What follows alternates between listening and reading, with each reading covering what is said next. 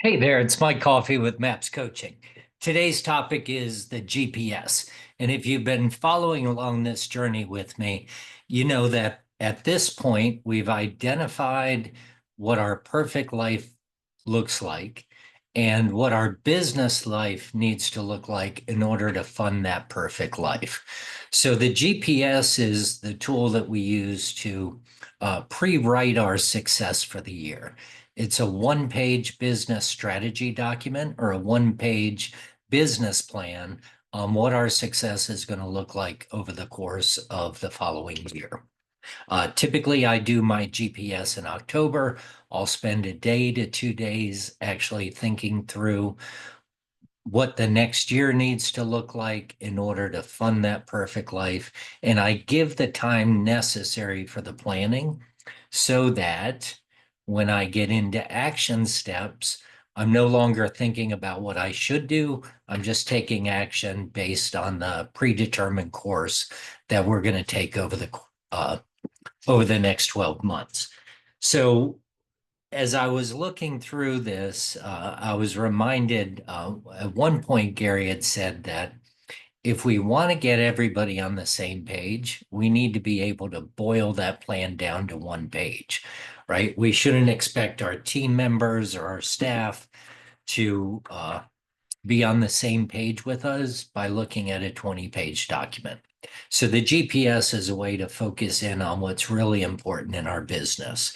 The GPS stands for goal, priority, and strategies. And I'm going to share the document with you now. Okay, so you can see that at the top of the page, we have our one thing goal for 2025. In your Life by Design form, you identified the number of widgets that need to be sold in order to hit your Life by Design.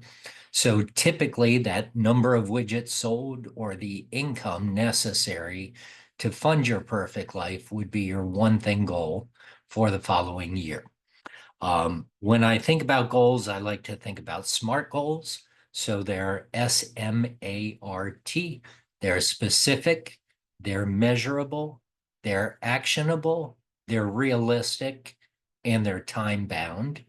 So we want to be able to identify what is it specifically that would allow us to know that we've hit that goal. And if I gave that to somebody outside of my business, would they be able to look at the goal and tell whether I hit it or not, right? So it's specific, measurable, there are action steps associated with it, they're realistic, it's something I can achieve, and they're time bound, meaning I've put a date by which I'm going to measure whether I've achieved that or not. We'll have 3 priority points and no more than 3 priority points in order to hit that specific goal. In business, I tend to see three or two different formats. So the first of those formats is common. Priority 1 will be the sales needed in order to achieve that overall goal. Priority 2 will be the delivery method.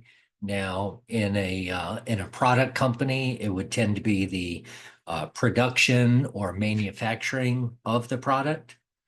In a service-oriented business, it would be the customer experience journey that needs to happen in order to provide the services that have been sold. And priority 3 tends to be the infrastructure to support priorities 1 and 2 and to scale for the next year. So again, we tend to see sales, production, and infrastructure. The other format that I see fairly commonly is priority 1 is the processes and systems needed to achieve the goal. Priority 2 are the tools that are needed to support those processes and systems. And priority 3 are the people, or is the people infrastructure, right? The organizational infrastructure that supports the processes and makes use of the tools that you've identified.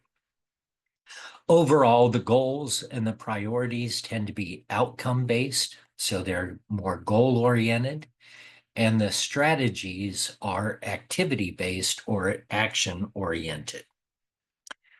The way to get to these specifics is to use a brainstorming session, right? Where you sit in a quiet space and think about possibilities.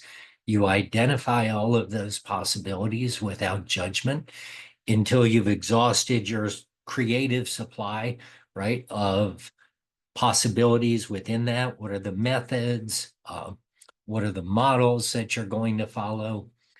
And then you use the focusing question in order to uh, filter those options and determine your priority.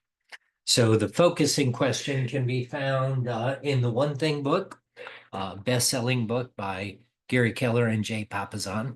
But the focusing question is, what is the one thing that I can do such that by doing it, everything else is easier or unnecessary? So once I've gone through my brainstorming session about my priorities, I'm going to filter those priorities using the one thing question. Once I've identified the priority, I'm going to filter my strategies or my action steps by using the one thing question. In the book, we call that one thing question an extreme Pareto analysis, right? So there's going to be one thing that makes the biggest difference in terms of achievement of your goal, and that biggest difference creates your number one priority. So your strategies are very specific. They're action oriented. They're actions you can take in order to achieve the priority. And by achieving the priorities, you achieve your goal for the year. There should be no more than 3 priorities.